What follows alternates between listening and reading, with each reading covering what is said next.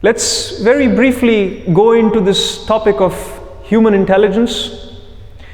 There are 4 forms of human intelligence. The first form is instinct.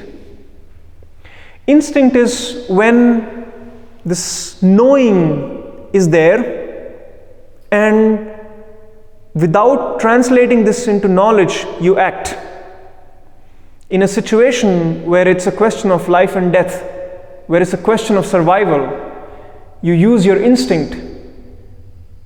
Human beings who were living earlier in jungles, when they would come across a situation where maybe there is a tiger in the bushes, that's where they used their instinct to act without reason, without thinking, without any processing. They knew and they acted. That's what is called as instinct. We live in comfortable situations in our life where not very often we are faced with life and death situation where it's a question of survival. So we don't really use our instinct. What we use is the second type form of intelligence, which is called as intellect or reasoning, which is on the surface. So not the knowing, but the knowledge, where you collect a lot of information about that situation and you connect the dots from A to B, B to C, based on the experience, based on the knowledge, based on the information that you gather, and you connect a logical flow, a rational flow, and you come from A to B or to Z at the end. That always remains on the surface. That requires prior data, prior information, prior knowledge. This is the form of intelligence known as intellect, reasoning, which you use in your daily life. There is a place, there is an important significance of this in our life, how we function, how we operate in our work life, private life, all throughout our lives. Then there is this third form of intelligence known as intuition. What is intuition? It's when the knowing is also coming to the surface and becoming knowledge, without involving reason, without involving a process which you can explain logically.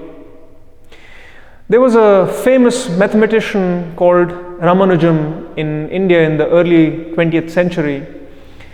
He was somebody who was also recognized by all Western societies and mathematicians for his contribution to mathematics. He was born in a very poor, illiterate family in south of India, and then he went to, I think, Oxford, where he was working together with the literates and the scholars to work on the same problems that were unsolved. And he used to come to the solutions without going through any calculations. He was such a genius that he was going through a process of intuition, or I don't even want to use the word process. He was intuitively coming to answers to very, very complex problems.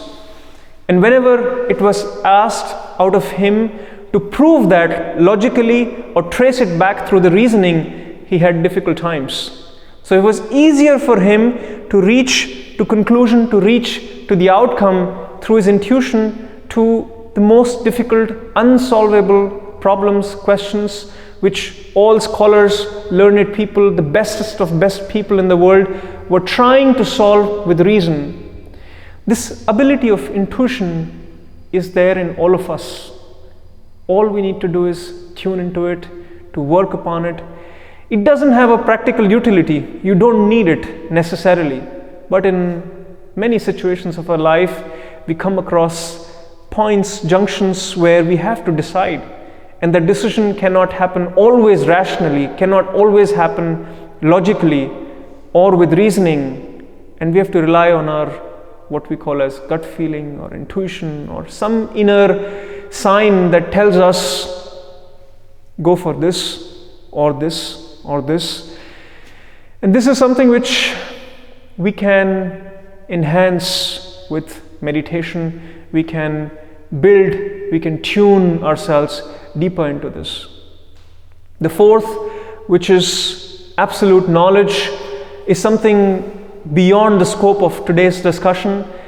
It's a type of intelligence, it's a form of intelligence which is arising out of pure consciousness, out of pure intelligence, where there is no relative knowledge. It's absolute knowledge, it's absolute knowing. This is something which we will put aside and keep our focus on developing, enhancing, tuning back into our intuition.